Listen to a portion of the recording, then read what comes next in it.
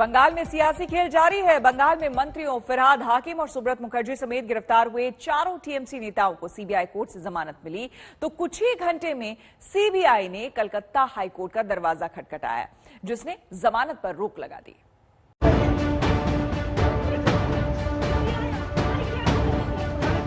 तीसरी बार बंगाल की सत्ता संभालने के 2 हफ्तों के भीतर ही ममता बनर्जी की मोदी सरकार के साथ सीबीआई पर तकरार शुरू हो गई है। जिस तरह कल सुबह सुबह ममता के 2 मंत्रियों फिरहाद हाकिम और सुब्रत मुखर्जी, साथ ही एमएलए मदन मित्रा और पार्टी नेता सोवन चटर्जी की नारदा स्टिंग केस में गिरफ्तारी सनसनीखेज थी, वैसा ही हंगामेदार था मुख्यमंत्री ममता का कोलकाता के सीबीआई दफ्तर में 6 घंटों तक अघोषित धरना।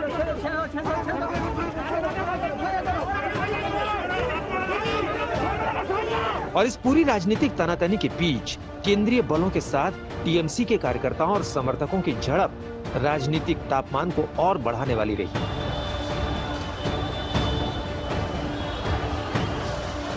अपने नेताओं की गिरफ्तारी के बाद कोलकाता सीबीआई दफ्तर पहुंचे टीएमसी के कार्यकर्ताओं ने दफ्तर की सुरक्षा में तैनात केंद्रीय बलों पर पथराव किया। जवाब केंद्रीय बलों की ओर से भी दिया गया।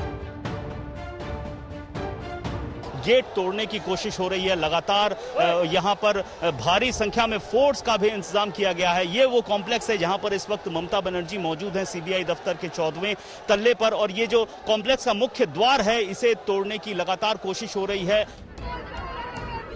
केंद्रीय सुरक्षा बलों के साथ टीएमसी कार्यकर्ताओं की झड़प को लेकर राज्य के राज्यपाल जगदीप धनखड़ भी सक्रिय हो गए। उन्होंने कानून व्यवस्था को लेकर ताबड़तोड़ 3 ट्वीट किए, जिसमें से एक में कहा, ममता को संदेश, अराजकता फैल गई है, पुलिस और प्रशासन चुप्पी साधे हुए है।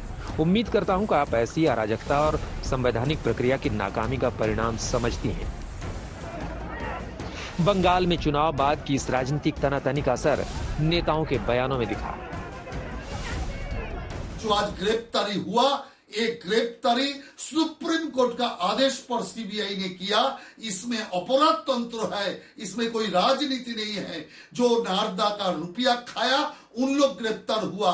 इसके साथ राजनीति का कोई लेना देना नहीं है, बीजेपी का भी कोई लेना देना नहीं है। आर्गुमेंट করব, আমি শুধু একটা কথা আপনাদের কাছে বলতে চাই, এই গভর্নর ইজ এ whimsical, এই গভর্নর ইজ এই গভর্নর একদম মানে একটা মিনিট থাকা উচিত নয়। এ ঘুরে ঘুরে বেড়াচ্ছে, মতো ঘুরে ঘুরে বেড়াচ্ছে একদম। এই গভর্নর একদম গভর্নর যে কোনো উপায় চাইছে। 2014 में जब नारदा न्यूज पोर्टल ने स्टिंग ऑपरेशन किया था, तब गिरफ्तार चारों नेता ममता सरकार में मंत्री थे।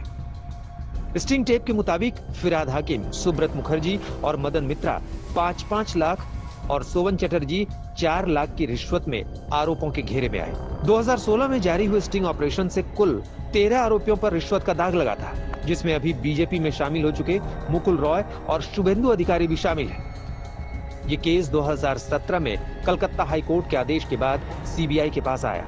अभी 7 मई को ही राज्यपाल जगदीप धनखड़ ने गिरफ्तार हुए नेताओं के खिलाफ केस चलाने की अनुमति सीबीआई को दी है। लेकिन चारों नेताओं के खिलाफ सीबीआई एक्शन को उनके वकील और टीएमसी नेता कल्याण बनर्जी ने सीबीआई कोर्ट में राजनीतिक बदले की कार्रवाई कहा, और कोलकाता की सीबीआई कोर्ट ने उन्हें जमानत देने में भी देर नहीं की, जबकि सीबीआई ने 14 दिनों की कस्टडी मांगी थी। लेकिन घमासान यही नहीं थमा। सीबीआई ने कलकत्ता हाईकोर्ट का दरवाजा खटखटाया, जिसके बाद हाईकोर्ट ने जमानत पर बुधवार तक रोक लगा दी।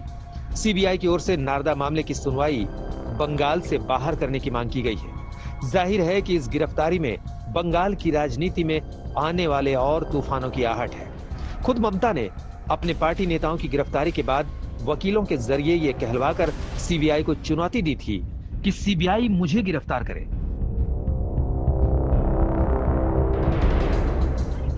दो 2019 में तत्कालीन कोलकाता पुलिस कमिश्नर राजीव कुमार से सीबीआई पूछताछ को लेकर राजनीतिक लड़ाई छेड़ने वाली ममता इस मुद्दे को आसानी से जाने देंगी, ऐसा नहीं लगता।